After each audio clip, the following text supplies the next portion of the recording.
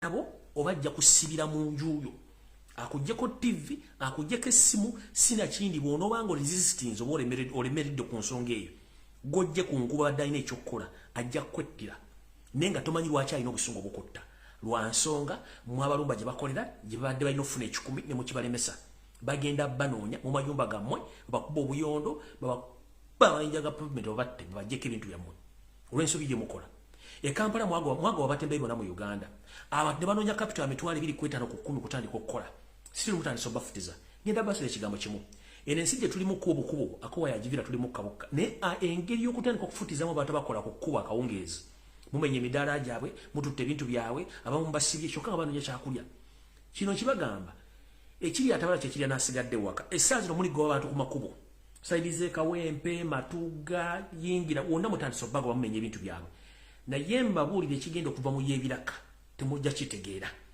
muyinza okwolesa obukugu kubanga ntegeddeko n'ebifo emu ebeeyita ba first family baagala amataka ge baagala okutwala mu bitundu ebyo bazimbawo zimoola ng'omukyalo ono gwe nawooninga eyita Diana nakuwooninga ne gaba va ku mataka g'abantu naye ogaanye baŋŋambye okifudde lunye okukwata abantu beruzira sayidi ng'ova eruzira ng'otuta okutuuka luzira kiromba awo sayidi awo baŋŋambye nti olina ettaka liwagulawo in the disguise naye ne bootagula bonna bamenyeewo abalo basibidde mu makomera wateekawo ne safe house bwe basibira abaana b'abantu ku byalo abaresistinga obubbi bwo Daana ekyama kyo nali nkisirikidde naye onfoosinga nnyo okujja okwogera ebigambo byo ojja kuswala nnyo Daana oli mwana wa buwala toli mwana muganda nakugamba naye towulira bano bookyunya bano baganda banno oli taata agenda kudda eri Rwanda sina kindi bayinza omuddirayo mu kofi gw'oyita taatawo nga tesi taatawo ekikolwa ky'okutulugunya bannayuganda mbirikera awo mujja kwekulira akabazi kugulu abe mugoba kukuba bagenda okujja mayumba gaba bakyunye so kabadde akalowoozo ka leero kati njagala genda ku kigulalo kikyaleero vidiyo etandike buli muntu yenna njagala obere ku vidiyo eno mwena babloga ba Nuupu mbagala ku vidiyo eno oba posting oba commenting njagala bloga Nuupu ku vidiyo eno lwali njagala basomesa bateekemu sense mu mitwe omanyi mugera n'embeera ne mwefuula nti mutegeera nnyo ku media ne mulowooza nti mutegeera nnyo ne mutategeera kimudiringa nakyo kati nzize olwaleero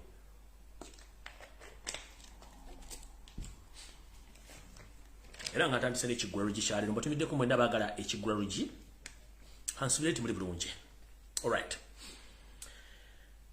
ekiggulalo kikyaleero njala kitandika bwe nti era njala bategeeza mwena bannayuganda mu kiggulalo kikyaleero ffenna tuli bawambe oba owagira enkyukakyuka oba towagira nkyukakyuka ng'oli munnayuganda ffenna tuli bawambe enjawulo eri nti eriyo abalina emmundu n'obuyinza naye nga ffenna tuli bawambe kubanga gw'ogula sabbuuni ogumu ebbiri nange wemugula omwana wasasula akakadde kamu n'ekitundu naye bibanzi funye esobola omusasulirayo amafuta agalinye tugagula wonna we wamu kino kitegeeza ki ensi bagenda gitutolako nga tutunula ffenna tuli mu nsi y'emu ate gw'ojja kulumwa nnyo alowooza nti gw'osinga okutegeera naye ng'okuttirawo kwa munguuba kati ntandise bwe nti mwenna bannayuganda naddala abali mu Uganda abagawumbidde nga mwe temulowooza nti mutegeera mbagamba kigambo kimu ffenna tuli bawambe nga batuwamba basajja n'abakazi banyarwanda abajja okutwala eggwanga lyaffe mu kino tutegeeza ki tutegeeza ti bwe tutaaveeyo kwerwanako ffenna tujja kwevuma lumu ng'ate ensi yaffe bagitutte lwaki njogera ebigambo bino ebigambo byenjogera mbisimbako nnyo essira olw'ensonga eri abantu endowooza yaabwe nga nafu nnyo mu kutegeera baliwo okutegeera ng'ekintu kigenda okutuukawo bagenda okukikwata ng'obudde bugenze ate nejjusa lwakyakoze ki lwaki kituuseewo nga saakitegedde tugamba nti olunattawamba olusooka muziba nnyindo olugero luno lutegeeza ki nti embwa kyekisolo ekisinga okuwunyiriza kiyinza n'okuwunyiriza mu kilomita emu kiki ekiri mu kilomita emu n'emanya kiki ekiriyo ewunyiriza buli lusu n'eyawula naye embwa bweneeba eneefa ng'olumbe lugendo gitta esooka kuzibikira nnyindo zino neba nga tekyasobola kuwulira ekivundulwa nti olunattawamba olusooka muzibikira nnyindo naffe tutyo abantu abali mu sitwaga basinga obungi olumbe lunaatera obbatta naye ng'ekibassa butawulira nakuwulira nti mwe musinga okutegeera naye ng'ate okutegeerawo kamwe kwa munguba eno message njagala egende mwenna abeefula ba blogger aba Nuupu naye ng'ate indirect multiple ba Nuupu kubanga ekintu mwakitonda dda abasinga obungi we know this National Lopers Movement ekibiina ekifugidde bannayuganda emyaka 37 era ekyabakaloke twawangula ekisazewo okugula buli kintu ekisoboka bakugule gwoyo bongo bakugule nenga kye bakuguze tekyenkana na nsi yo. Mutandise okwekuba ggoolo mwe kennyini era simanyi lwaki ebintu bino byagenda okutukontosa ku manya abantu bedulinga nabo. Kitandika kitya Yoseriti bahabulwa okuva mu nsiko mu 18 ekintu kyasinga okola bakiyita blackmail, propaganda, divide and rule. Ekyasasula ne sente yateekawo ne TV n'abana propagandist abatambula ku TV nga boogera ebigambo ebyo.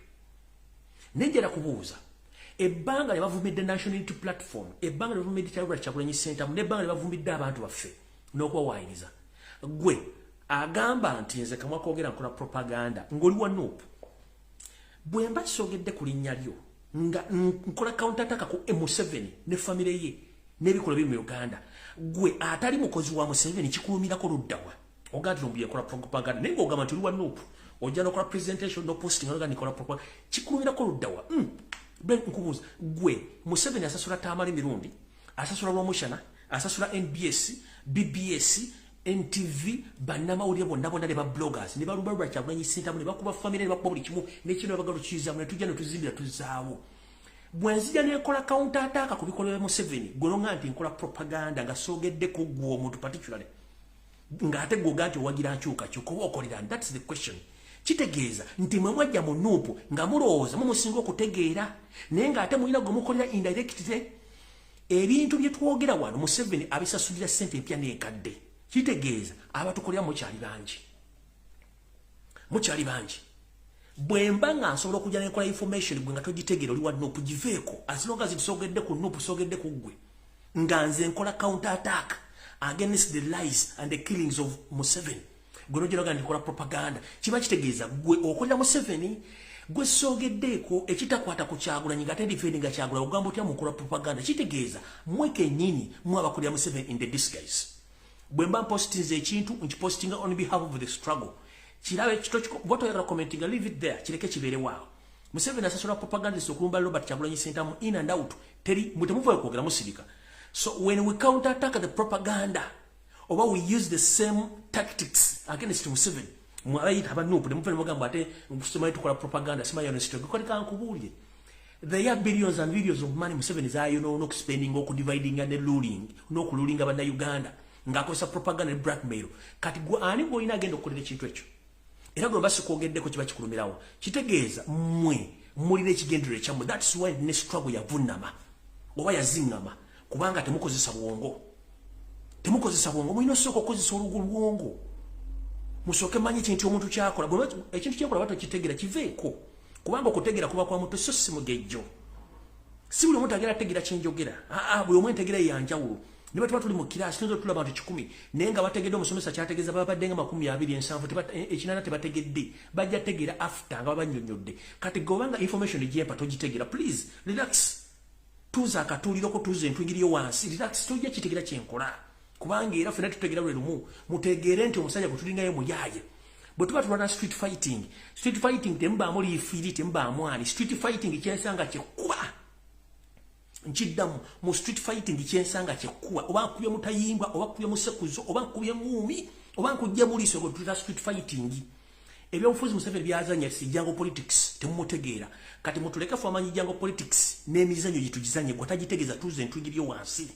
Nabagamba diplomacy mu Uganda takola. Mwabali mu diplomacy nga muloza bugenda kufuna obuyinza nga muli mu diplomacy nga ate mu counter attacking information gye tuwafu aba struggle. Mujja kusulawo gwe muzanyisa temumanya ajja kubalya omu ku omu. Okitegeera ajja balya omu ku omu mulyoke mutegeere nti ensi teriko nyinyo.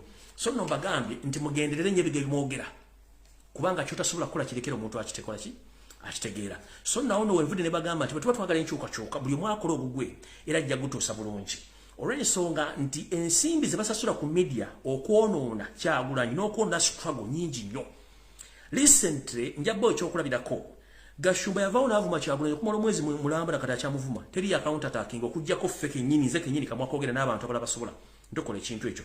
Kanjala bagamba nti obanga owaga nti wagira nkyukakyuka please information munankyukakyuka muno gyawadde gireke etambule gwe togyogerako kubanga gwe togyogedde era nga togisobola kyotasobola kirekera omuntu akikole. Okitegedde kirekera omuntu akikole bakola diversion after diversion naye nga tewali muntu yenna asobola kuba nti akola ebintu ebyo. nga siwa NRM so mwetereze ekiri atabala kikiri nasigadde waka before it's too late kuba tuna kintu kyosobola kola mu struggle umuze ngalabi yofa bajjo kisobola tukitwale kubanga twatandika bangi bameka baliwo twatandika ba blog nga tulinga twalinga ba blog bibiri twalinga blog 10 kati ne bononye 10 tokyasobola bafuna ne bononye 10 tokyasobola bafuna mwaragawa kati fa basigadde bakola tula kimu tutambulirako mukakkane bwe mbate muyina kye mulina kitegeeza musirike lie like an envelope sit your ass down era muterere bulungi nnyo muterere bimutasobola tumbyesibako muve waawo sigenda kulwawaawo ekigula lojin kimaze kyalero kati ngenda tandika filimu era ntandika video eyandese mu bulambalamba ntandise ntya kansulenti yo serio tuse kubanga njala kuno yo serio tibahabulwa ne family yo all right njagala abenji omugenzi abadde katikke wekika ky'embogo omukulu Emmanuel Mayiga ono eyatufuddeko mu ggwanga lya America mubere ku video njala tandika namwe oyo yabadde katikke wekika ky'embogo omukulu Emmanuel Mayiga era yabadde director wa CEO wa MK Publishers mu katonda gwe yajirudde ngali mu ggwanga lya America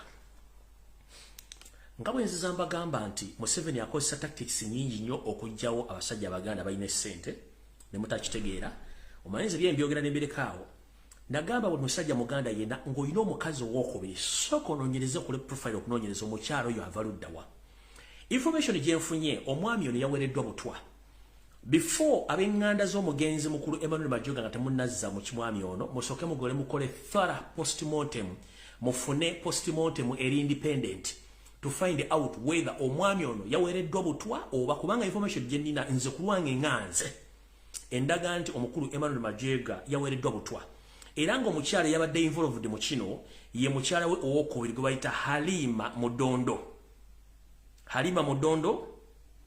Cuba Halima Mudondo Cuba yono era naye baŋŋambye mukyala Munyarwanda yono gwe baŋŋambye nti ayinza okuba nti yali ebegewa kino ekintu mukyala Munyarwanda mutegedde bulungi era omukyala ono abadde mu ggwanga lya America omwami ono bwe yamaze okufa omukyala ono ekyensonyi era nga bakola Abanyarwanda kyeyakoze ye yasibye mbusibye bibye omulambo n'aguleka mu America n'ajja e Kampala mbonaakola olumbe bw'obanga twadde mu mission ya ssemwami ono nga ngaze information gwe ngifunye kubanga bagenda kunoonyeza report casting event obuto obaddemu gwagenda okukwatibwa yoyo omukyala ye mukyala w'okubiri agambibwa okuba nti yabadde mu ddiru eyawadde omukulu oyo butwa era n'afa ekyensonyi omukyala ono yadduseeyo mu America ng'amaze okulaba ti ddiru ewedde n'adduka n'avaayo kati ali Uganda essaawa zino olwamaze okukola omulimu gwe era mujja kuwulira thereafter ng'ebyobugagga by'omwami ono byonna bisaasaanyiziddwa mu ngeri yonna esoboka omukyala ono Halima Mudondo Cuba ngenda bawo essimu ye abasobola omubuuzaako mubuuzeeko essimu eyo ya ggwanga lya America kuba gyabadde akozesa eri kasalaba 15 08 73 93 38 ye namba ye abasobola omubuuzaako omukyalo ono yono eyakoze ekikolwa ekyo naye mukole thorough investigations about enfa y'omwami oyo kubanga omukyalo ono yadduse mu America ng'ekikolwa kino kimaze okutuukawo ye ne yeekomerawo e Uganda era mbu yakumye olumbe e Kampala oleka otya musajjawo gwoga nti musajja wabadde omwagala gwe nodduka n'okoma mu Uganda oyo nno sigenda mulwako kangende ku video kangende ku information eyandese njagadde kusooka kuyisaawo ekyo alright njala kuyisaawo n'akalamu kano Abannayuganda mwenda bali mu ggwanga erya Canada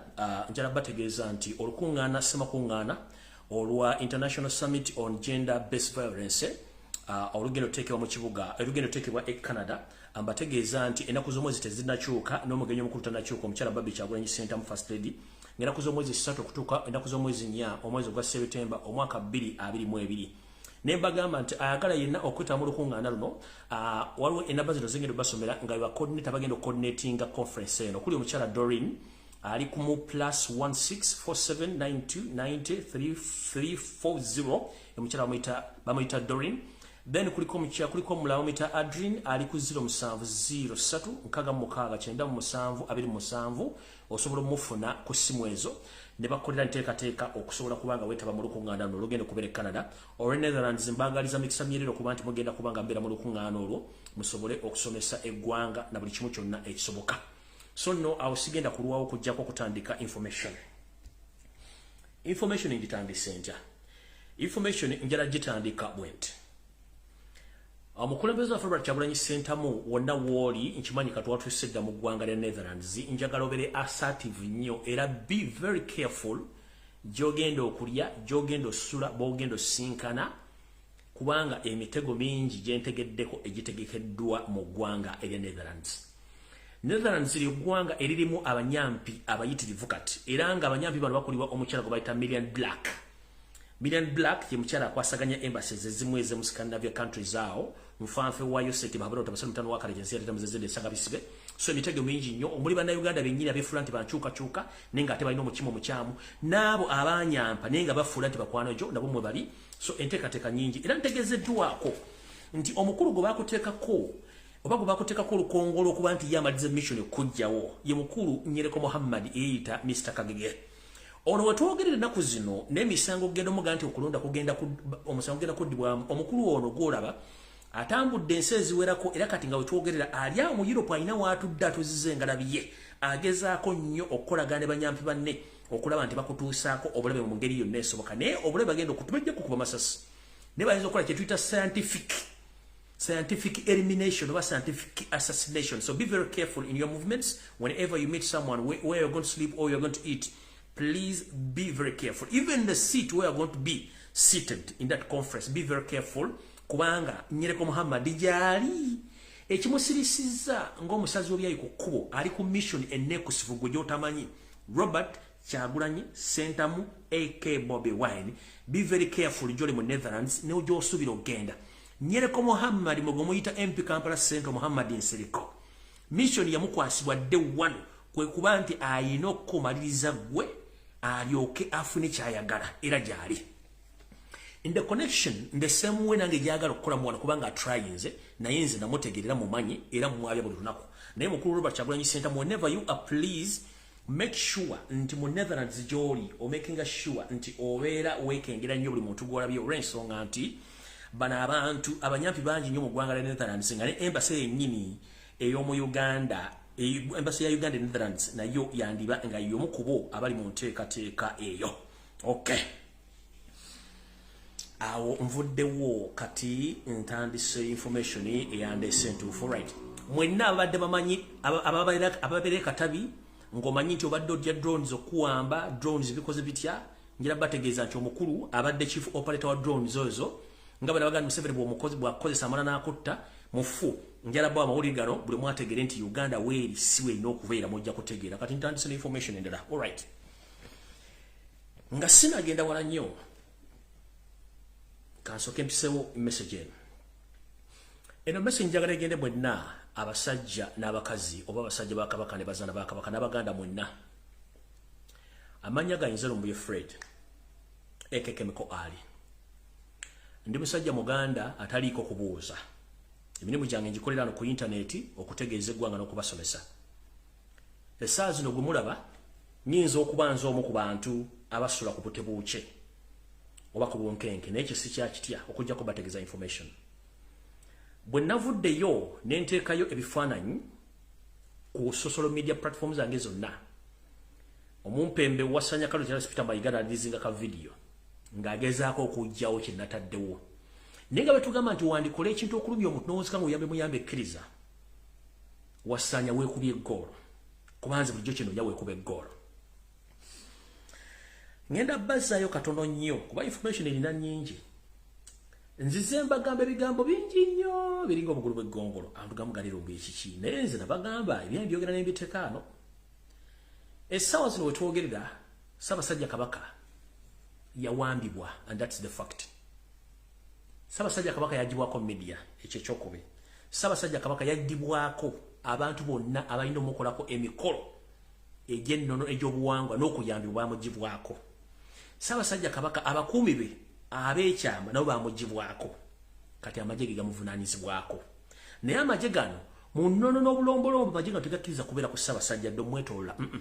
waliwo abambowa abalina okumbeerako okumpi kubanga bano bebennono abalina okubeera ku Ssaabasajja Kabaka abali mu kikula kino bano bonna babajjawo olw'ebigendo bya Wasaanya ne Museveni mukamaawe bano abambowa gye baalaga bonna bajjibwawo bano bambowa abakulemberanga n'okukuuma empologoma ne kati essaawa zino teri amanyi gye bali abo bambowa abalina okukuuma Ssaabasajja Kabaka mu ngeri yonna esoboka. Akakodyo kano bakatandika batya? Bwe baali batandika okusanyawo ebyokwenda bya Ssaabasajja Kabaka basooka genda ku head office ez'abasajja abakuuma Ssaabasajja Kabaka. Ndowooza mujjukira ekibombomu ekyatulikira ku mulyango gwa Bulange era mufiiramu musajja mukulu eyali akwasaganya enkuuma ya Ssaabasajja Kabaka bambi n'afa. N'omumbo w'omu era naye yattibwa oluvannyuma lw'okuba nti yalina ekitereke ekyali kimuweereddwa omusajja omukulu mu Uganda. Ekitereke kino kyali kimuweereddwa Sir Edward Muteesa nga naatera okuwaŋŋanguka bwe yali ategezeddwako nti ayagala kusinkana Mayiga namuga Mayiga musajja mukyamu n'atwala obuvunaanyizibwa okulaba omumbo omu ku bo agenda atwala ekitereke kye Ssaabasajja Kabaka. Omusajja bamutega mu bo bamutomeza boda n'afa n'ekitereke ne kibula okutuuka sa tekirabikakako. Okuva lwe bateeka bomu ku Bulange Mmenga awo ne basirikale ba Kabaka awo entabo ye yatandikira okuva n'okutuuka kati ebyokwenda bya Ssaabasajja Kabaka ne bikyankana mpaka olwaleero. Munnange munnono Ssaabasajja Kabaka alina kye tuyita protocol. Protocol be bantu abavunaanyizibwa ku mbaawo ya Ssaabasajja Kabaka mu ngeri yonna esoboka. Ssaabasajja Kabaka ayambadde atya? Ssaabasajja Kabaka atambudde atya? Alidde atya? Baali balina okusinkana, baali balina okubuuza era buli kimu alina kikola atya? Era ne wabanga agenda kuba nti atereezebwa waliwo omuntu alina omuvunaanyizibwako. Gye buvudde katono wabeeranga omukyali yatambulanga ne Ssaabasajja era nga yakwata ensawo ye nga ne waba Ssaabasajja Kabaka kalidde bulungi nnyo mu ntebe ye wabeerawo omukyali ebbali awo abukalidde bulungi nnyo mu busuuti ng'era aliko n'olubugo olwafa Oluganda ng'atudde ye ng'ali awo alina kusavinga Kabaka mu ngeri yonna esoboka. Naye omukyalo oyo mutunule vidize omukyalo takyabeera ku protocol yavaako. Kuliko abambejja abalina okutambula Ssaabasajja Kabaka mu protocol babajjako. Kuliko abalangira abalina okutambula Ssaabasajja Kabaka mu protocol babajjako. Ssaabasajja Kabaka abalwadde alina omusawo aw'obuvunaanyizibwa alina omubeerako nga wannono yalina okukwatakana n'abasawo ababulijjo abasawo etutama abasawo bana bafa abatali bakinnansi balina okwogera nabo ye nga wa mukolo waali omwami oyo bamugoba ne tabeerawo. Tulina abantu ne driver bonna abaali bavuga Ssaabasajja Kabaka bamuggyako kati SFC evuga Ssaabasajja Kabaka. Emmotoka Ssaabasajja Kabaka teteekeddwa kusuulamu wadde omusirikale protocol naye yine emmotoka ne waliwo abantu ab'enkizo ng'omuntu alina okulabira Ssaabasajja Kabaka ng'atudde mu mmotoka omwo n'omulaba abira mu maaso akutte fayiro ze bonna babajjamu kuliko SFC. Mu Buganda Ssebuufu Bwango takulemberwa tebamukuba mugongo ne bwe tuba tugenza okulamusa ku Ssaabasajja Kabaka nga bakuyise bakusomye wali olina okugenda okwebaza oba okubuuza ku mutanda era okulembeza bwenyi bw'omala okumubuuzaako bulungi nnyo era n'oddira obwenyi buno obusitula n'odda kyennyumanyuma mpola Ssebuufu Bwango takubibwa amabega. Munnanga ate Ssebuufu Bwango era takulemberwa naye munnanga olw'okuba nti abasajja bali emmengo bonna banyampi era abasajja banya tebamanyi bulombolombo. Ekisookera ddala mu Buganda omungu alina okukuuma Ssaabasajja Kabaka kubanga kya buwangwa kya nnono. Era mu nsonga eno takulemberwa musirikale era talirwana musirikale ekyambalo ky'abayambadde kitegeeza musaayi. Kabaka talirana bantu baliwa musaayi era takulemberwa era mubeera mabbali eno luli abambo baakulemberanga ne baggula ekkubo. Abantu ba Kabaka bamuwoleko obuwanga kubanga alina kubanga alengera mu maaso gy'alaga naye go batayizanga batayize enkoko egenda okumambira ekyo kikyamu nakyo tikikola makulu. Ekirala Yoseri tibahabula tabasala mutano wa Kalensi lete mzezede nsanga bisibe. Ani bukyanga yali abaddewo yalabye kuba Yoseri nga mukutu bamutereze saati bamutereze ekitogi obe kooti oba okumwambaza masiki mu biseera bino agiyambaza yokka. Ssaabasajja Kabaka kale katugambe yatuuka ddi mu mbeera ey'okumwambaza masiki nga tasobola kujambaza. Kyekibuzo kisooka ekyokubiri protocol yalagawa kubanga mwatadde video mwaloze ne counter attacking information yange nende mutamati mwade mweyambula. Where is the Kabaka's protocol? Protocol ya Kabaka yalagawa to the extent Kabaka bwagamba nti ngenda kuvaamu wano alina okuvaamu kubanga eyo ebeera wiringi ye nagati ndo okuvaamu. Naye bwe mwatuuka ekitemo Ssaabasajja Kabaka n'ayagala okuvaamu mwali mumuganya okuvaamu amagye gamu era drone yange nabo information tebakikola. Kati era bategeeza Mayiga nga tunasiruwaza bantu mission tugimanyi era ebikola byonna bya Museveni kwebuzaabuza nga afukaana aba oyagala sympathy. Now you are paying the bloggers osasula obusajja okujja okulumbalumbe n'abantu abala nedda The fact is tumanyi Museveni bwakola emirimu gye kubanze namusoma from A up to Z nawe yenkola gyokola. Ogeza nnyo okwefuula nti oli mulungi nnyo mu public ninga obutemu kwotudde. Ogeza nnyo okwefuula nti oli mulungi mu public ninga obutemu kwotudde. Ekituufu kiri nti Ssaabasajja Kabaka yawambibwa era ali matigga. Wali bamuggyako media. 2 n'amasimu g'olumutagalina. 3 baagala affe kimugunyu nga teri ategedde. Ekyo tetugenda kikola. Tetugenda kikola. Ayagala okumanya information entuufu nti bana abanyolo bajja kusaanya wa Kabaka. Essaawa zino Kabaka w'Abanyolo, Kabaka w'Abanyolo, Omukama yasiimuuka. Obutwe bwamuyiwa Windows. Tasobola kwetegereza muntu wadde okumuddamu buuze buli akubuuza ne muddamu ne mwetula mu musanga ddamu n'akubuuza ng'omuntu gwe yakasanga. The same way Omutanda gy'ayolekedde. Tugenze ku Kabaka w'Abakonjo baakuba olubiri lwonna ne balusaanyaawo ne bamukwata ne Jake. Kabaka w'abantu omukwata odda Jake. Kyekibuuzo kiriwo kati ekyokubiri. Nze sigenda kaana Mayiga n'abayaayo bali Mmengo. Time egenda kujja naye nakugamba ageza kakutande Ssaabasajja Kabaka afe nakumulisa ettaala kubanga ekuliko. Sigenda kulwana naawe n'okitegedde bulungi nnyo ensi emanyi nnyo byonna byemutegeka okukola tumanyi bulungi nnyo. Ssaabasajja Kabaka muwambe. 1 protocol ey'abasajja n'abakazi abalina osisinkana Kabaka ne meetings abalina omusinkana zonna zaasazibwamu. Abataka tebakyasobola kulaba Kabaka. Mayiga njagala otubulye bukyanga Ssaabasajja Kabaka alwala omuwa obutwa. Bataka kibi yali asinkanye ne mutuwa meeting ali awadde ivu nabo mu public tekiriwo. Abalangira n'abambejja tekiriwo. Ne bannabyabufuzi bonna abali balina osinkana Kabaka programu zaagwa mutaka. Ekyo nakyo weekiri. Kati Mayiga njagala otubulye bw'oba tolina kyokweka era nga Ssaabasajja Kabaka tomanyi nti mwamu obutwa, twagala otegeke bannansi ab'ensonga batali ffe bakakwerege nga bannaddiini bafune press conference n'Omutanda bamulabeko boogere naye. Twagala bannabyabufuzi abamanyikiddwa bakole meeting ne Ssaabasajja Kabaka bamubuuze kiki ekimulu kinsonga kyegenda maaso. Twagala bajjajjaffe abakulu b'ebika n'abataka basinkane Ssaabasajja Kabaka ku bwenyi bamubuuze ki ekigenda maaso. Kino bw'otakikola tukulagira nga ndaba gisimufungize mu Bwakabaka bwa Buganda. Kabaka takuumibwa magye. Kabaka kuma bambowa. Tetwagala kuddamu kulamu gyasiina nga yeetolodde Ssaabasajja Kabaka. Kasita tuddamu lukirane kyapeni ge wantu wena kitegeeza Ssaabasajja Kabaka mwamuwambisa magye tasobola dde okwetaaya wadde okwogera ensonga yonna. Abasajja n'abakazi abali mu Buganda abatali Baganda bokka bagamba nti lwaki Ssaabasajja Kabaka tavaayo n'ayogera nti muwambe. Taata maama njala kutegeeza Ssaabasajja Kabaka gw'olaba Mutebi si y'oli gwali omanyi omusajja omuggomevu. N'eddoboozi lyennyini okwogera oliwulira nti eddoboozi alijja wala. Kyekisooka obonde wazza abalaga ng'ak'okuyimirira Masaka bwe yabalaze yabadde abalaga nti bantu bange nkimanyi munjagala naye obulamu sirina ndi muwambe. Olw'okuba nti yabadde tasobola kukaabira mu bantu nakuba mulanga kwe kwewaamu mulaalo n'akuba engalo zino okubalaga nti bannanyi mbaagala nnyo munjagala naye obulamu bwange bukola ki bugenda. Ye sayini gye yabalaze omusajja muwambe. Naye olw'okuba nti abantu abasinga obungi mu Uganda endowooza yaffe enfunda nnyo. Oli najja ku social media naga nti Ssaabasajja mwagala ni amukuuma kubanga toli Muganda tomanyi nnono. Amanye tasobola kubuuza lwaki amagye gakuuma Kabaka, lwaki Kabaka muwambe kuba tokimanyi ekyo.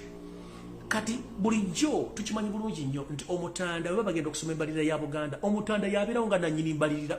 Embalirira y'essomero yabaddewo lwaki twamulese mu mbalirira kubanga mu mbalirira Ssaabasajja Kabaka alina okuba nga alaba abantu be ng'aggyeko akakookolo kuba tebaagala aggyeko kakookolo. Ekyo nakyo tukimanyi mu mbalirira tiyabaddemu. Omukulu yazze n'akinda mbuka n'asoma embalirira n'agenda n'atambula n'agenda. Atandise ku inviting abantu kujja kugula mijoozi kubanga ye bizinensi ye. Mukulu tukulaba naye nze nkugamba ekigambo kimu nze wano wendi sigenda kuvaawo. Nkuuma Ssaabasajja Kabaka nga nkozesa bigambo olunaku enkuyegero zinaasituka nga zirina okukunoonya Mayiga ojja kufunika ate ojja kitegeera. Mwenna aboogera ebigambo ku nsonga z'Obwakabaka ne ku Kabaka ng'omuntu ng'abuzaabuza muweerwa ensimbi ensi balaba. Ekyo sigenda kirwako njagadde kiyitako kitono nnyo sikirina mbuzi bwakyo. Alright, kangende ku information endala. Alright, njala tegeeza bannayuganda mwenna abali mu Uganda waliwo ekintu ekigenda otuuka mu Uganda naye ndowooza kanti bategeeze ng'obudde bukyali we nayagadde Museveni abeere kuno era kansoka nkimugabe mu luzungu ndyoke ntegeeze ensi yonna. I would like to inform the international community and all Ugandans at large that the so-called Yoweri Museveni is planning within this week to hold a meeting with the man or with the head of Boko Haram group, a terrorist group which operates in Nigeria this week. Museveni is planning to meet this gentleman in the State House in Entebbe with the mission of terrorizing Ugandans in a different way. Because Museveni had been operating with so many terrorist organizations, so now Museveni had ordered to meet this Boko Haram head officer or head CEO to meet him in State House in Entebbe so that he can use some of his tactics to terrorize Ugandans. So Ugandans, wherever you are, when you start witnessing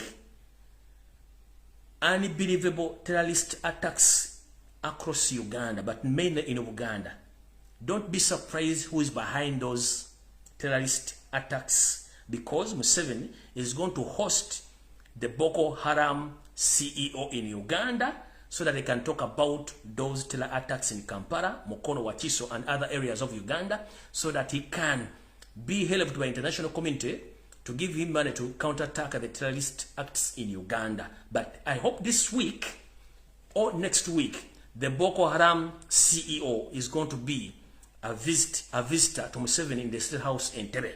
So bana Uganda mwendanjala bategeza nti omukulu ono agenza okulaba nga ekintu kya ADF tukikubye n'asalawo ayite omutujju atawanye eggwanga lya Nigeria akulira Boko Haram gwagenda okukyaza mu Uganda either wiiki eno ng'eggwako oba wiiki ejjanga etandika. Era nga enteekateeka zonna zaawedde omwami ajja kuyingira kiro atuke mu State House Entebbe bateese kiki bagenda okukola. Era mutandika okuwulira mu Uganda nti bawambye essomero ly'Egi ne batwala abaana bonna, oba waddewo okutta abaana ng'ekyali ekicwamba, oba waddewo okukola ekintu kyonna nga kyabutemu obutabadde bwa bulijjo mu Uganda. Mutegere butegeezi nti omukulu ono bamaze omuwa tactics ez'okukola ebintu bye, kubanga ADF already tutandise ogikubamu bituli n'ekibiina kya M23. Era nga mu meeting eno muyinza okubaamu abo balowooza nti ba ADF naye ng'ate ba ISO ne CMI mugenda kubeeramu abakulu kubamu kuba M23 label group etawanya Congo, kubanga bagala kikola ne mu Congo. Mujjukire nti omukulu ono yayingizaako abasajja ba Afghanistan bayingira Uganda naye teri amaanyi ba Afghanistan bano gye bali nawa gye balaga. Abantu bangi nnyo bayingidde eggwanga Uganda n'ebigendwa ebikusike nga tobimanyi. So mukitegere bulungi nnyo nti omukulu ono alina mission ey'okukola ebintu ebyo. Ngenze mu maaso.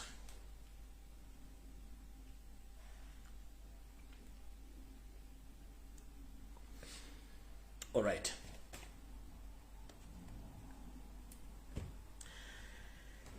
Kati bana Uganda nga mukyaga wumbidde njagala balaga ekifaananyi kino mukitegere bulungi. Ekitawanya ffena kiri ekintu kimu. Tuganya okusooka okumanya ekizibu kya Uganda ki. Ekizibu kya Uganda Museveni so si bana Uganda. Bana Uganda bambe beetaaga kumala kutereeza Windows. Yoseri Tibahabura bwe yali ajja mu Uganda yajjanga refugee ku myaka 10 ne nnyina. Nakwesa omukisa nga balina ekigendera kyabwe ekyokuwamba eggwanga Uganda era ne baliwamba. Enkola gye bakola mu gawamba eggwanga Uganda y'enkola gye bali mu kukola mu ggwanga lya Congo. Ono y'omu ku boogezi ba M23 musajja Munyarwanda. Wuuyo musajja Munyarwanda naye yeeyita mu Congo. Kati omwami omuna ekibinja kya M23 enkola Museveni gye yakolamu nabo gye bali mu kukola okwagala okweddiza eggwanga lya Congo omuyita Major William Ngoma ye M23 spokesperson. Naye head owa M23 yasirika takyayogera. Kati ono gwe bateekawo mulabeko n'akatambi k'abakyala bambadde nga Bakongo bambadde bitengi naye nga face batuusi bennyini nga bali mu kwogera mu Lukongo nti babatta babalawo. Kyekikola kikimu kye baakola mu Uganda. Museveni yajja n'akamafuregi nga Banjako ntulooza ati Munyankole kumbe yali musajja Munyarwanda ne batwala eggwanga lyaffe katulwaki tulwanako essaawa zino. Ne mu Congo bakyanguyidde okukirwanyisa okuba nti bakikakawuntatakinga ng'obudde bukyali. Bawe bate batandika ono y'omu ku Banyarwanda abategomya Congo eyeeyita mu Congo owa M23. Kyebakole Congo kati sasa bwekyali mu myaka okuva myaka gy'enkaaga egy'ensanvu egy'ekinana mpaka nakati okutuka bananise okumamira subuyo mwategeere kiki ekigendera kyaffe. Bana basajja si bana Uganda era buli muntu awera ssente okulya mu nsi yo kukimanyi nti ensi yo ojuguza Munyarwanda pure ndeka kano kagurupu k'abatuusi.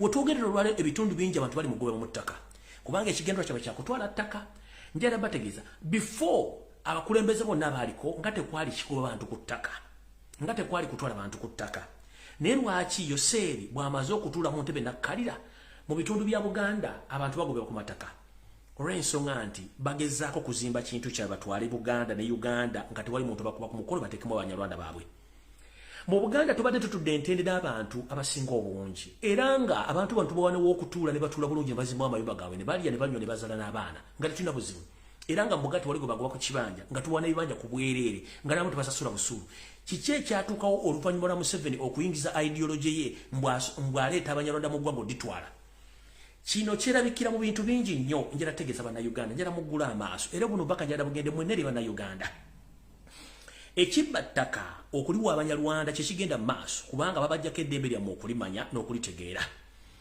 gye buvuddewo katono mu Uganda twabanga n'amasomo agasomesebwanga mu ssomero okutegeeza bannansi ensi yabwefaana ebiragiro n'amateeka bibikola kati amasomo gano gagibwawo mu Uganda twasomanga kyetuyita political education mu secondary level kyavaawo era ne batusomesa nekyuyita civic education nakyo nekivaawo ku university ku mutendera gwonna oba okola sciences oba okola arts batusomesanga kye bayita constitutionalism kino kiinako obujulizi kubanga n'amasomero ge tusomyemu ku international level teri muntu oba ng'okola arts oba okola sciences olina okusoma constitution y'ensi eyo mwole kumanya amateeka n'ebiragiro njira kubuuza abantu abasomye Makerere ani bukyanga bajjawo okusomesa amasomo gono ne Makerere bakyasomesa constitutionalism bakyasomesa constitution ya Uganda tebakyagisomesa kubanga ono ibo yamala okutegeera nti bannayuganda banategeera ebyobufuzi ne bategeera ebyafaayo bya Uganda ajja kuba ali mu buzibu yensonga lwaki abasajja n'abakazi abaliwo bagezi bategeeza bannabyabufuzi musomese bannayuganda constitution mu nnimi zaabwe mugikyuse mugize mu nnimi zaabwe era n'obutawo mugabire ku bwerere buli kitundu kyonna ekya Uganda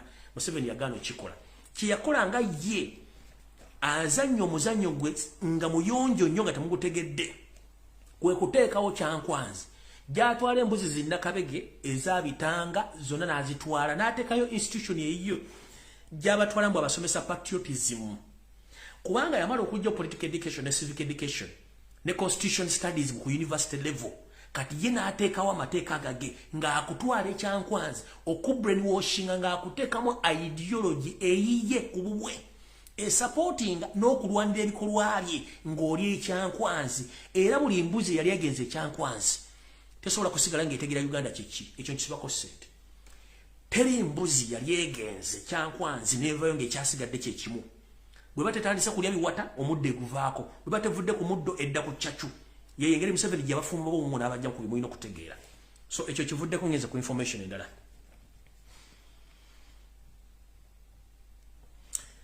Endobesu njagala egende mwenna abasawo Abaganda betuyita ba traditional doctors ng'okyali ku mulamwa olina empewoozo oligino era nga towagira nkyukakyuka buno baka bwo ku Monday akawungeezi mu State House Entebbe Yoseeri yayita Mama Fiina oba mu Silivia Mukandooni Entebbe n'amuwa ensimbi ez'okutandika okukola emirimu gy'okuprofilinga oba okuwandiika ebikwata ku basawo bonna Abaganda abakyalina empewo oligino naye nga tebakolagana Yoseeri oba tebakolagana Mama Fiina kino Silivia Mukandooni agenda okikola ensonga nti ensimbi yazifunye mwagenda otandika okunoofeffetta n'okuddamu okunoonya abasawo Abaganda era mujja kyetegereza nnyo nti bagenda kuddamu okutandika okuwenja abasawo Abaganda okutandika okumenya amasabo gaabwe abamu basibwe simanyi n'abamu battibwe kubanga akimanyi bulungi nnyo nti ebintu tebigenda bulungi nnyo eriyo abasawo abatakkiriziganya na nkola ya Museveni ng'ate Baganda abatandise okuba nti bakola emikolo egikyankalanya amalogo n'okugasumula gonna ge yakola kino kikyamuyisizza agende mu State House Entebbe era ensimbi yavudde nayo ku Monday atandika okukola omulimu gw'okuprofilinga abasawo abayikinnansi abali ku alaale bakwali gino batandika bajjawo Ssekinnoomu ye ono asigaze bafeeke be badiringa nabo okuba nti bagenda kubanga bakola emikolo egy'okukyankalanya n'okuwunza bannayuganda yensonga lwaki munnange ze sikyabanenya bannayuganda musajja yatuwunika naye nze sirimbe baawunika so ekyo mukitegedde nyenze mu maaso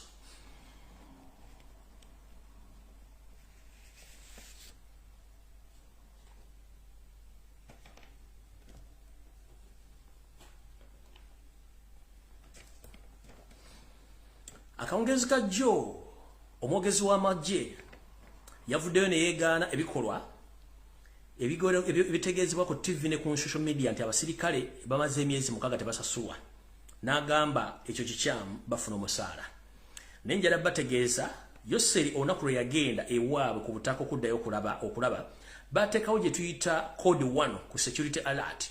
Ekyateesawo code 1 ekyo waliwo omu ku banene maje eyali agenda okwefulira mukama we Yoseri. Era code 1 eno bwe bagiteekawo yali esoma bweti muulize bulungi nnyongera gibavuunulira tugende mu maaso mulyoke mutegeere nti bano abasajja balalu. Code 1 esoma bweti. Mu nteekateeka damutayiika ku mawulire amatuufu agaafulumizibwa oba kansoke ngisome mu Luzungu. However, another rebel source says that some UPDF general sent a message alerting all heads of department and units commanders to get ready for abrupt operation within the starting soon. Bagambye newankubadde mu ngeri endala yonna okuva mu nsonda ez'esika zigamba maje ga UPDF nti bajjeno abamu basindika obubaka obutegeeza abakulembera ebitongole ebyenjawulo mu maje ga Uganda ddaba komanda okubeera obwerinde ku nteekateeka oba okunteekateeka eregenda maaso egenda otandika nga obudde bukyali tugenze maaso okusinziira mu nsonda ennekusifu munda amyuka omuduumizi w'amagye Lweru yasooka n'ayimiriza message eno era n'ategeeza unity zonna ba unity commander okugezaako okuyimiriza ekintu kyonna ekyokufulumya amagye gonna okugateeka mu bitundu ebyenjawulo era ate abamu ne bamugamba nti message eno efulumiziddwa etegeeza abajaasi bonna obutakkirizibwa kutambula oba kufuluma mu kifo kyonna era n'asangibwa ng'afulumye wakubalirirwa ng'alidde mu nsoolokwe era amasasi gajjamu kubibwawo ekino kifuluma. Endala reliable sources zigamba nti General Lweru oluvannyuma lw'okutegeera obubaka buno olw'okuba nti Yoseri yamulekera obuyinza bwonna kyamutwalira obudde n'akwata essimu n'akubira Yoseri ng'ali Rwanda n'amutegeeza mukama wange nfunye amawulire agandaga nti munda mu ggwanga mulimu enteekateeka ey'okuwamba obuyinza nga toliiwo. Era Yoseri n'alagira Lweru ne banne basobole okukontaininga embeera eno. Olwero bwe yavaawo n'akubira muhoozi Kanyerupama eyali mu bitundu by'obuvanjuba bwa Uganda n'amutegeeza nti nfunye information nti waliwo ku egenda ogenda maaso era ono muhoozi Laaga n'ayimiriza butereevu pata yaliyo mu mambuka eyo ne basobola okukontaininga embeera eno olw'ensonga nti ekituufu kyali kiti tukoolo baali bamuwambye nga bwe bawamba Obote ng'agenze era mu lukuŋŋaano lumu olwali Singapore. So neyo kodi eyabadde esomeddwa nti wabaddewo okuwamba okwadde kugenda maaso. So no mukitegeere kati omwami ono ekizibu kye tebalina ssente ziwamagye za kusasula amagye nga ne bwetwogera essaawa zino mpozi nga meeting ewedde waliwo meeting eya security etudde mu State House Entebbe okusinziira ku dooni yange baddemu bateesa ku ngeri ki bagenda okulimba amagye ga UPDF naga SFC nti bagenda kutandika obbawo akakadde k'ensimbi okuva n'omwezi ogujja. This message go to all my brothers and sisters who are still serving in UPDF. Let no one lie to you.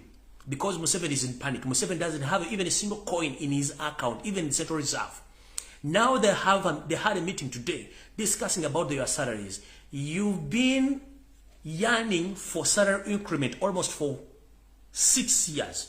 You've taken 8 months without getting salaries, including those people who have been serving in AMISOM in Somalia.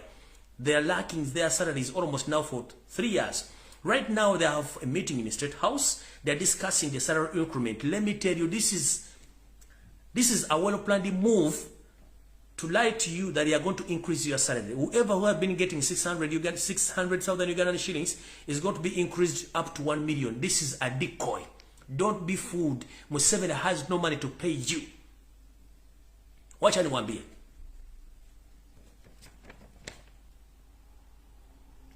Wafanyakazi wote wa serikali wa UPDF, wacha niwaambie. Sawa hii Museveni na waizi wake wako kwa meeting kwa State House Entebbe. Sasa wamesema wanataka kuwapatia pesa zenyu lakini hawana pesa. Wamesema kila mtu amekuwa anapata kama 600,000 Uganda shillings.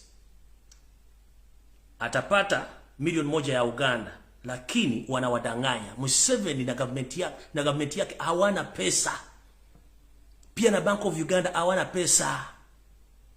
Na banka zingine hazina pesa. Muulize wananchi watawaambia. Kwa hizi commercial banks zote sijui Setinale sijui nani Standard Chartered hawana pesa. Sasa watakwenda kuwadanganya nti wanakwenda kuwapatia pesa zenye hawana pesa. Hii ni decoy. Msidanganye. Mnajua mzee mzuri kwa kunaambia kipindi cha lala salama na cha hizo ni vipindi ni mbaya sana. Wanawadanganya Museveni ana pesa. Mkuu waangalifu. Mwambie mara moja. Mweke bunduki kwa mgongo, mkuje tufanye kazi na wananchi. Kwa sababu mwendanganywa kwa muko na family. Hamuna pesa, hamuna kitu chote. Lakini wewe mjamaa iko na pesa mingi, wako na mayumba, wako na mjini. Lakini kupatia pesa zenyu ni problem. Lakini wanawafanyisha kazi kuua watu na kuiba gold kutoka Kongo. Lakini wacha nikuulize, hizo zote pesa zinaenda anga wapi? Muko kwa barracks mnalala njaa. Hamuna chakula, hamuna maji. Lakini mnalala tu.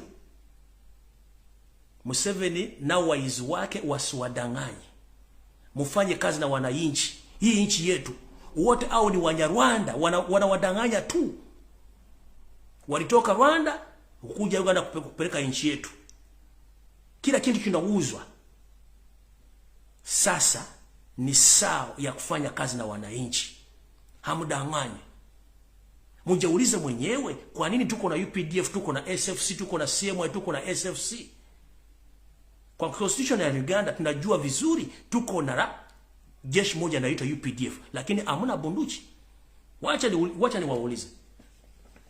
Jeshi gani inaenda kwa wananchi inafanya operations za kuiba watu? Jeshi gani? Hizo ni SFC kwa sababu wako na bunduki. Wasiwadanganye, huyo mjamaa na pesa. So, my brothers and sisters, those who are still serving in UPDF, let nobody lie to you that Museveni has money to pay you. No, they don't have money. Right now they are in the meeting discussing how they are going to lie to you, that they're going to increase your salary from 600 Ugandan shillings to 1 million. No, they don't have money. They have stored each and everything in Bank of Uganda. The Central Reserve is empty, including the commercial banks. They have no money. Right now, they have sent you to Congo to fight because they want to occupy Congo, but they are getting cold from Congo and they sell those gold. You are in the barracks right now, sleeping. You haven't yet ate. You have kids. You have wives. You have each and everything to feel free, but you lack money. Others of you spend like 3 years without getting salary. Others of you spend 8 months without getting salary, but you are there sleeping. These people, they have mansions across the world. They have mansions in Uganda. For you are sleeping in tent. You are sleeping in tent. You have just one pair of uniform, one pair of shoe. How are you going to manage life? We are in economic crisis right now. The kilo of posho is at 4,500. How are you going to manage your family? You've been serving in UPDF almost for 15 years. You don't even have a 2 single-room house in Uganda. These people, they came to destroy our country. But you are there in the barracks seated. Right now, there are ongoing robberies across Mukono, Kampala. Do you know those people are stealing from Ugandans? Those are the serving SFC because some part of you, there are some group of SFC who are not well off because they are not paid. So now they are getting their guns from the barracks. They go and steal from Ugandans. These days, there are own abrupt red blocks which are taking place across Kampala and Wakiso. People are being stolen at night. Laptops, phones, cars, and each and everything, even money, they have been stolen from Ugandans because you guys don't get paid well. Right now, they are in a meeting trying to deceive that they're going to increase your money. They are lying to you. Museveni has no money. If teachers are still striking, they are not paid. Doctors, the same. Even police officers are not paid. What about the serving UPD officers? They are just lying to you. Nothing is going to come of that meeting. They don't have money. It's better you wake up and add yourself and add your efforts on your suffering Ugandans, and we get lead of this rotten regime. Because these people, they came from Rwanda, they have to go back to their country, Rwanda. You understand? All right, cutting ends and mass.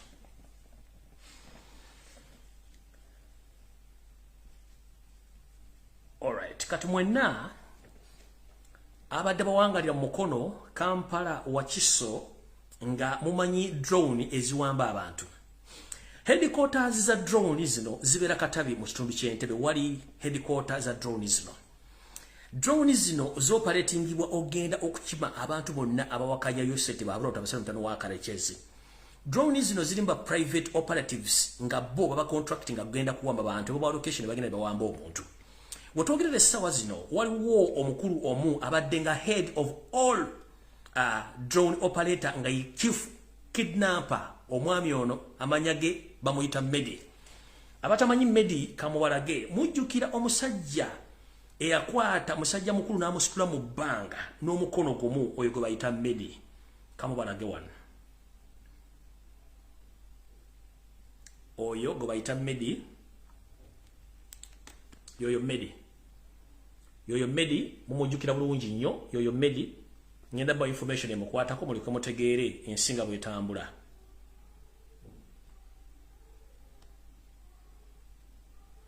Yoyo Medi bwate bwafaanana. Wetogerere sawa zino Medi zembuyaga ezikunta. Ono awakigambibwa awambi bannayuganda ddala abaana Abaganda abasukka mu 13. Nga batulugunya mu bisembo batugunya mu safe house ezenjawulo nga batambaziikwa n'ebitundu bitategedde. Medi ono sawa zino mbuyaga ezikunta bakambe bamwefuulidde bamutta. Kambalage ekifaananyi yakwatira omusajja omukulu n'amuteeka mu bbanga nga talina gwe yeebuuzizaako. Yakwata musiraamu n'amukwata jjeke n'omukono gumu n'amuteeka mu bakati oyo yamusitula gwe bayita Medi zembuyaga ezikunta olwaleero. Mumula bulungi nnyo muzuuminge. Kanzuminge musiraamu ono ng'amukutte jjeke ali mu bbanga eyamukwata ye Medi oyo kanyama gwe mulaba bwe mbalaze wali. Medi zembuyaga ezikunta essaawa zino olw'okujembera ebiragiro bye bakama be bengenda okubategeeza essaawa zino. Loza mutegedde bulungi nnyo. Mujjukira bulungi omwami oyo yono Medi. Mula bulungi nnyo. Ono yabadde chief operator wa drone zonna mu Kampala Ntebe Wakiso Mukono yoyo.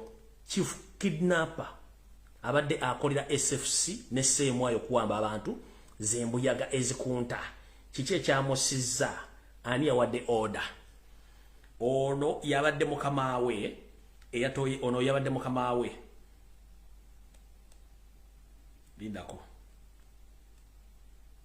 Wait a minute.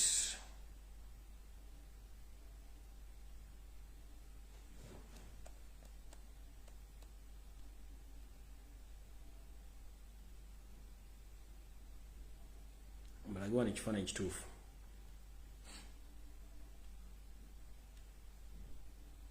Oyo yabadde mukama we era yabadde mu mission yamugyewo. Yo yabadde mukama we yatoye mission eyamugyewo. Bamuyita Ranso's Grace.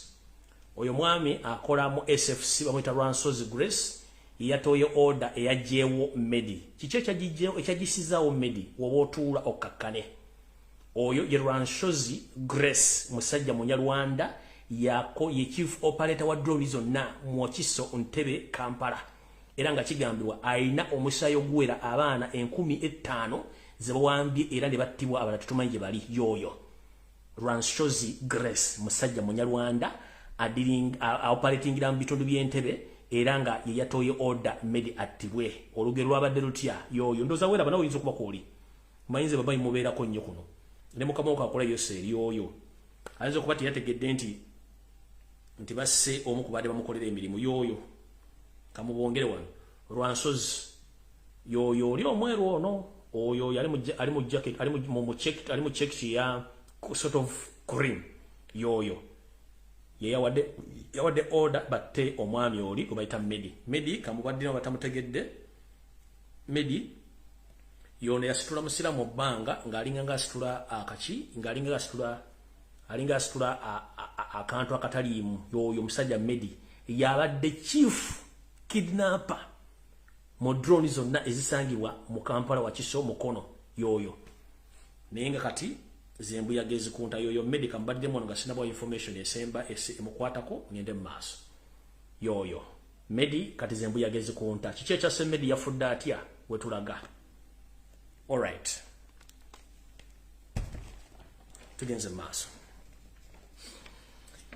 Mwenna abana b'enkyukakyuka n'abaagala enkyukakyuka mwenna abadde baafiirwa bwabwe nga temanyi gye baalaga. Ekifaananyi ky'embalaze wali waggulu omukulu Medi ne mukama we Renshaws Grace omusajja Omunyarwanda ye chief coordinator coordinating drone zonna mu Kampala Wakiso Ntebe. Omwami ono mukulu Medi yabaddenga adinga n'abantu abalala abakola on behalf of the state okuba nti bagenda okukidnappinga abaana b'abantu ne babatta.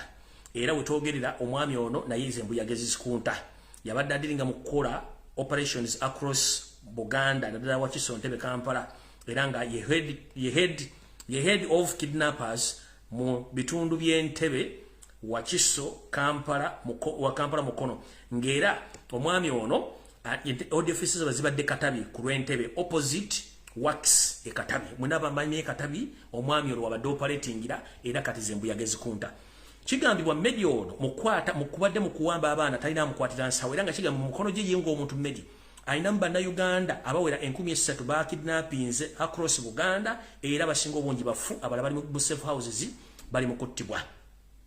Essawa zino omwami ono wetwogerera mufu kiki ekyamusizza nsonga ki? Omwami ono bw'abadde akola emirimu gino abadde tamanyi nti obudde bunaatuuka ne bamwefuulira. Mukama we Renshaws Grace omukozi wa SFC era nga ye awoperatingira mu bitundu eby'Entebe Wakiso Kampala. Omwami ono yabadde amuwa emirimu era nga ye okuba essimu okubira muhoozi omutegeeza nti operations ziwedde abadde talina mukwatira nsawo. Wiki eno yennyini gye tukuba mapayiga. Omukulu ono bamukubira essimu ne bamugamba jangu Medi. Bamugamba tulina operation gye twagala okuwa ogenda ogikole mission. Mission ki yamuweebwa? Robert Kyagulanyi Ssentamu ne mukyala we Babi Itungo njala mbere ku video eno oba mukasale mukamuweereze. Omugenzi Mando Zebula yali aweereddwa mission ey'okujja Robert Kyagulanyi Ssentamu mu budde. Mando n'agamba no, I can't do that big mistake okujja omuganda wange. Mando n'agaana. Ebyaddako mwabimanya era yose lina confirming nti basajja bakoze omulimu gw'okutta Mando. Ekyo ne yekuba ggoolo n'anyooka. The same happens to Medi which ewedde yayitibwa mukama we on Renshaws Grace n'amugamba mission gye tugenda okuwa olwaleero yakugenda kunoonya Robert Kyagulanyi Ssentamu oba mukazi we Babi Itungo omukidnapping mukube afe. Fe tujja kukola investigation tukwate tukuteeke eruzira watu kutwale mu kooti bakuteeke eruzira naye nga buli mwezi ofuna ssente zo. Wanayita ebbanga lya mwezi gumu wanayita ebbanga lya mwaka gumu oba ebiri tukute ofulume ogenda oli obulamu nga bwe twakola omukyala Draru essawa zino ali mu kulya obutalo oluvannyuma lw'okutta omugenzi Kazini. Omukulu n'awamala omuwa mission eri ey'okutta oba okuwamba Babi Itungo Kyagulanyi bwepone bbawo okumutta Bobi Wine. Omukulu ono bwe yadde waka mu kayumba ke n'atandika okutunula ku bisengala byetola bitambula n'agamba ndowooza bukyanga nkwata bantu naye nerabika tebampadde kukwata shaaka. Kyava afuluma mu nju n'agenda n'ategeezaako bamu ku mikwano gye tibannaye bumayita nfunye ekizibu ebintu tubadde tugikola naye kati waliwo ekizibu. Mukulu Grace Renshaws ampadde omulimu gw'okugenda either kidnappinga Kyagulanyi omutta oba okukwata Babi Itungo mu kidnapping mutte. Then ABCD nga bwe banyonyedde kigenda genda maaso. Naye nabaganangako omukologana nti kino sijja kisobolera kinnemya. Omukulu nadda mu maka ge n'atuula. Badda mu maka ge n'atuula nga butuufu kyabadde akolemu takimanyi nti gwe bw'ofuuka mbega waliwo ate mbega gwe bakuteekako. Bw'ofuuka mbega waliwo mbega gwe bakuteekako n'embega abeera n'embega n'embega abeera n'embega. Mukulu Medi teyategeera nti gwe yanyumizaako mukama we ate yasituka n'agenda n'ategeeza mukulu Grace Renshaws nti Medi operation tagenda gikola era gitutegeezezzaako. Ne wayita ennaku ntonotono mukulu ono Renshaws Grace n'akubira mukulu Medi essimu n'amugamba jangu office tukwetaaga. Mukulu Medi n'ateekamu engoye n'agenda okusinkana Rwanshama. Teyamanya nti lunaku olusembayo. Mukulu ono bwe yagenze okutuuka wa mukama we ndowooza namuteramu kakyaya awo n'obunyamanya bangomanya abanyanda baliisa obunyamanya mubeeramu obutungulu n'ennyaanya ku misito. Mukulu ono yavuddeyo n'akatwa supa. Olwavuddeyo okumala okusinkana mukama we Medi olwakomye waka ng'atandika kukaaba olubuto lukuba obugoma olubuto lukuba embuutu awo n'akubirako kyaliwe n'amugamba waayi ndi bubi. Ekyavuddemu Medi mukama mukwano gwe n'amukima n'amutwala ku ki n'amutwala ku mu ddwaliro lyabadde okumpi awo. bwe batuse ku ddwaliro eriyo kumpi omusawo eyabaddewo n'abagamba nti omulwadde tugenda musobola mutwale mu Ntebe Main Hospital naye mwanguweko kubanga omukulu ono ekimuluma si kirwadde kijja bulijjo yaweereddwa omutwa. Kinajjukira nti Medio ono abadde alina jiimu esituza abantu obuzito n'okubakozesa omubiri era ng'amanyikiddwa nnyo mu bitundu by'Entebbe naye ng'omulimu gw'okuwamba abantu abasinga muzobwadde temukitegeera nti yawamba abantu era nga ye chief operator. Abadde alina jiimu era ng'atendeka ba body builders mu bitundu by'Entebbe era ng'omulimu guno akoledde ebbanga ddene nnyo.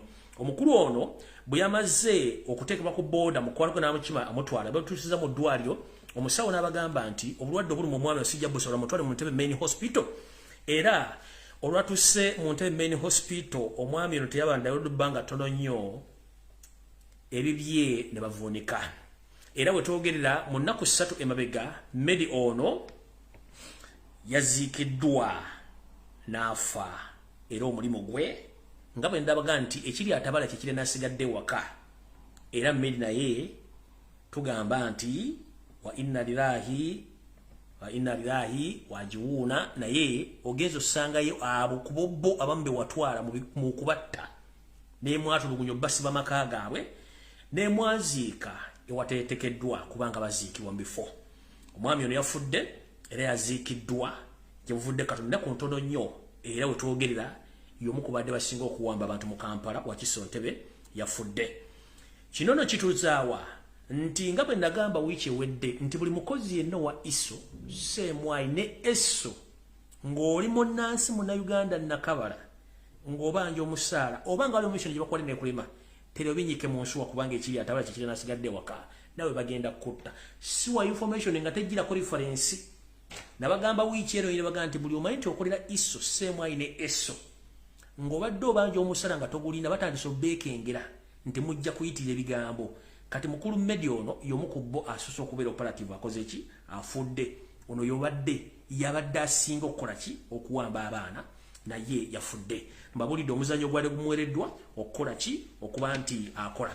Kati omukulu ono lwanshozi kanziremu mbalage wano era buli muntu yenna asobola omulaba gyoba omulabye tegeera nti omusajja wa SFC abali mu kusportinga abaana babandi abagenda okuttibwa mutegere bulungi nnyo yoyo njala abantu mbategere bulungi nnyo yoyo aliko alo ono atera nnyo okutambula emmotoka za gavumenti olumu avuga ne pikipiki era atera nnyo okwetoola mu bitundu by'Entebbe Katabi Nsamizi Mukono Kampala Wakiso ng'ali mu kusportinga n'okufuna amawulire n'abo balina okuba nti bakwatibwa ne batwalibwa okutulugunyizibwa. Kino takola nti akikola na kulwa government no basportinga n'abantu abalina obusente n'aba kidnapping ne batwala okubatta okuba nti bakola omulimu guno. Omusajja Munyarwanda bamuyita Lwanshozi Grace yoyo akola ki akola ebintu ebyo. So no mwebere bagendereza nnyo mu nsonga zino olw'ensonga nti omwami oyo ebintu byakola mubitegedde bulungi nnyo tetwetaaga nnyo kuba nti mumala obudde nga temutegedde bantu amutegedde bulungi. So oyo mutegedde bulungi nnyo abadde akidnapping abantu mutegedde bulungi nnyo kamubaddizeemu badde tebamumanyi era emirimu gitegere gy'abadde akola nti yagenze yoyo yasitula muzeeyi n'amuteeka mu bbanga yoyo naye eyiye baavunise oluvannyuma lw'okuba nti yaganye okukola mission ey'okugjawo oba ey'okukwata babi n'okumutulugunya yoyo mukulu era naye ye baagivunise. Kyenvudde mbaga nti buli akolera Museveni kimanye nti essaawa etuuka n'akuvaamu ye kennyini n'akwettira olw'ebikolobero. So mukitegedde bulungi yoyo nno wano waggulu kuba akanyama kabadde akayina naye nga si mutemulwadde yoyo mutegedde bulungi yafudde baamugyeyo bamuwadde butwa mukama we kennyini ne kagurupu kakolera ke kamuwadde obutwa era n'afa n'avaawo. So no ku ssaawa 3:09 saagala balwisa okujjako bategeeza nti buli omu waali webereremu naddala abantu abali mu diaspora mwegendereze nnyo entambula gye mutambulamu endya gye mulyamu ekyokugema banna kibagamba buli muntu waddembe okugenda omugemesa oba butamugemesa. Abakola business mu Kampala nabagamba muve mu akendi mukyaganye it's up to you abaganda balina sente nabagamba mwegendereze muganya okutegeera sirina budde bwammwe ekyo nakibagamba Ssaabasajja Kabaka tudimandinga addizibwe bwe lwagenda jjanjabibwe sina kindi yeetaaga media coverage Mayiga okuswaza twagala media coverage Kabaka sinkana abantu be ne bono muleta ku Sunday nga botegese enti misinde ja birthday tukimanyi bulungi nnyo gwe n'ebintu byotegeka kubanga mumba information wa mumma media okumulaba so no fere tufaayo fetuwa information ne tubeera wano ajagala n'ogitwala atajagala n'ogireka ebiddako nziba tebinkwatako kubanga ogwange mangu kuze Mayiga nga nabo gisimufungize gya abasirikale ba UPDF ku Kabaka waffe mu buwangwa neno Kabaka takunywa maje Mayiga nga nabo gisimufungize gya abajasi ba UPDF ku Ssaabasajja Kabaka ate twetaaga okuddamu okulaba ku mpologoma yaffe ng'eyina esobola okwogera ng'eyogera n'abantu baayo akamanyiiro akasumagize yeyalira Ssaabasajja Kabaka takwatibwako era tasembererwa okujjako nga yasiimye Ssaabasajja Kabaka tasembererwa takwatibwako mu kopi yenna oli alina kigiravuzi oba kyekirimu n'obutwa nga bamusiize busiizi butwa kyetwagala okumanya akamanyiiro nga kasusse mwagembe yadda mwambaza maski mukama Museveni wala mwambaza maski mumutereze kote era namukwata namusiga namukwata ku nkono omukopi akwata ku Kabaka omukopi akwata kyekyo atuka ku protocol ya Kabaka kale nganda bujisimu tetukyalana kuddamu kula UPDF ku Ssaabasajja Kabaka era bono ogiremezaawo tutegera mission etufu eriwo mwagala kutta Ssaabasajja Kabaka mu nkukutu nga temwagala baganda bategeere Mayiga ne bono sasula media ebikola by'abantu abakulu tuyinza obikola emisana mu kisenge nga teri amanyi naye emisana bivaayo omukyala zati ne zijja omukyala ng'ali lubuto Mayiga tokulinze ne bwone buzabuza ng'afukaana aba nkugambye embeera eri ku Ssaabasajja Kabaka ensi egirabe ekutege ne bwone osasula ssente mu media werungiye results tujja zitegeera ng'abakulu babeera mu bisenge nga bali mukwano gwe bulungi nnyo n'ekivaamu lwe lubuto waliwo activity yagenda maaso zezo results tukulinze fe wetuwona ne bono sasula media ekuwane ekole counter attack ng'okola omala biseera twetaaga mpologoma ngeze okujjanjabwa amagye ga UPDF tetugagala ku Kabaka twagala abambo wabano bakomewo nga nenda buji tetukyagala kuddamu kula mu sirikale yenna ngali ku Ssaabasajja Kabaka tetukyayagala twagala bano betwagala tetukyagala mujasi yenna kubanga mu buwango mujasi Kabaka tasemberera mujasi ayiwo omusaayi ate Kabaka takulemberwa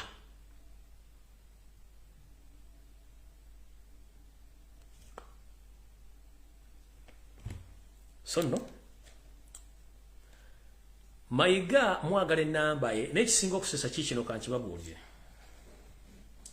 okumanya omusajja muyaayi omusajja mubbi bwe twatandika okugaba ennamba z'abaminisita n'ez'abakola mu State House Mayiga essimu ze zonna ezimanyiddwa yaziggyako muli yose ne munzijukiza yaggyako essimu ze zonna ezimanyikiddwa n'addamu n'afuna essimu endala essimu ezimanyikiddwa tezimanyi n'essimu kati zaaliko teri agimanyi okuggyako abalina essimu ze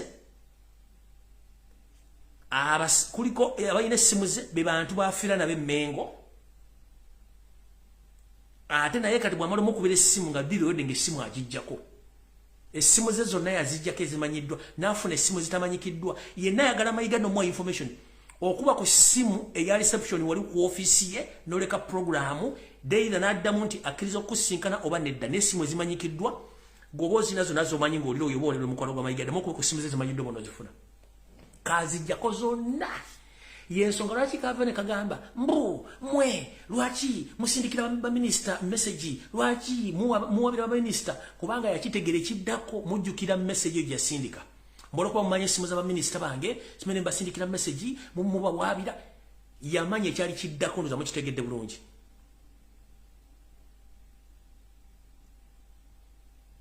yamanya ekidda mujjukira akantu akikuyayogera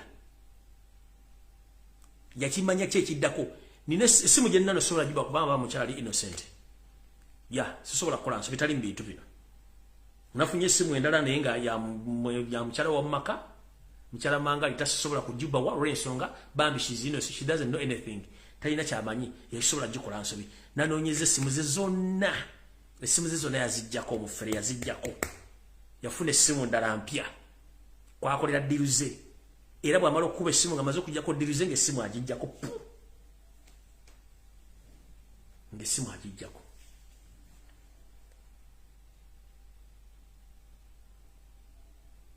gwali ngo omanyi essimu zo zimanyi zituwe nze zonna ze babadde bagenda okupa zonna ze yazijjako zonna gye bampadde ngeri perfect nawe gesigenda agiba okuba ya mukyalo tata kyamanyi bambi njagala tubeere berufu nnyo omukyalo wako mukyala manga tana kyamanyi tumujje mu bizinensi zino bambi era sobola bowa simu eyo mukyala omulembere bakola emirimu gye kyosobola kikola ekisobola kikola kubanga omukyala ebintu bino tabiriimu ono yakola ebintu bino njala tukwatagana omusajja tukolako effujjo so omukyala tabiriimu so ena basigenda gibawa naye ezimanyiddwa zonna yazijjako zonna essimu zaalina kateri azimanyi batono nnyo abazirina era wakumitinga muntu agamba wa reception n'amuwa enamba y'omuntu n'amukubira n'amusinkana so singa erimbu akuba amasimu no yagajja kuba yamanya asisobola bwa ya mukyale bambi ekyo no wadde sitya ate wadde sitya n'ekyo sijja kikola mukyala kamuwa ekitiibwa kuba ebintu bitabiriimu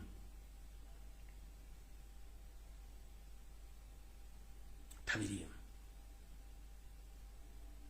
ne njagifuna entuufu zino empya eziriko njazifuna kuba alina essimu ezisukkamu 3 alina essimu ezisukkamu 3 empya enkadde zonna zaavaako zonna yamanya tugenda mufuna n'azijjako tosobola zifuna bambi munansonyiwa mbagambye n'obuwombeefu sobola bwa namba ya mukyalo oyo she's innocent talina kyamanyi bikolwa Mayiga byakola ekyo sobola kikola ekyo munansonyiwa mu butuufu mazima geetaagisa mukyala talina kyamanyi ng'anyi namba njirina nesobola gibawa sisobola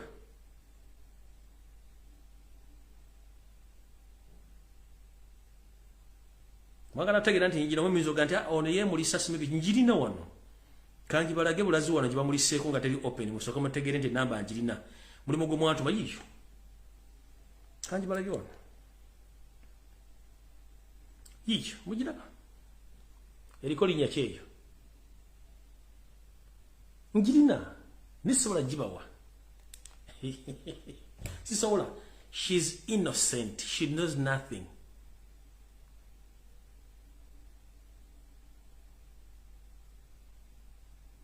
ogwo musango sobola gukola bambi mukyala tumujje mu bintu bino ffe twagala oli omuyaaye namwe musigale nga munoonya mukole search nga nange bwe nnoonya n'eziri zonna zimanyikiddwa kaazijjako teziriiko yenna ayagala information okuba ku simu ku reception wakolera appointment buli kimu kyonna ezize empya kati gwayagala okukola naye deal oba okukola naye ekikolobero gwakubira essimu ate deal oligwa ng'essimu azijjako yafuuka kati naye buyaaye nalongo naye yamushifting yamugjayo n'abalongo n'abajjayo n'abafulira amakambala yabagulira amaka n'amugjayo yali osobola kitegeera kuba nali namwesonyiwa nalongo naye yamugjayo manyi yalina ebizibu bingi nnyo muloza balina ebizibu bingi nnyo so salonga mulengejja wasanya kaloli Mr. Ala gye weetegereze nnyo ensonga zetugamba eyo system gye mwateekawo y'okuteeka media ne mugiteeka very far from the king tugikooye twagala kufuna kamera ng'eri loud and clear ng'esonze mu Kabaka maaso ku maaso nga ne baba yogera mu ntuma kigambo kikyayogedde nga n'amaaso tugolaba eye to eye contact nga tumuntu kiraba